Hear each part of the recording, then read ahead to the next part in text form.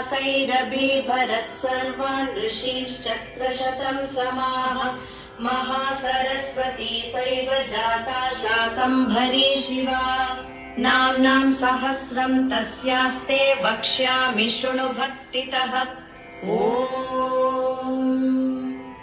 अस्य श्री शाकम्भरी सहस्रनाम माला मन्त्रस्य महादेवर्षिः अनुष्ठुप् छन्दः शाकम्भरी देवता सौः बीजम् क्लीं शक्तिः ह्रीं कीलकम् चतुर्विध पुरुषार्थ सिद्ध्यर्थे शाकम्भरी सहस्रनाम मन्त्र पठने विनियोगः।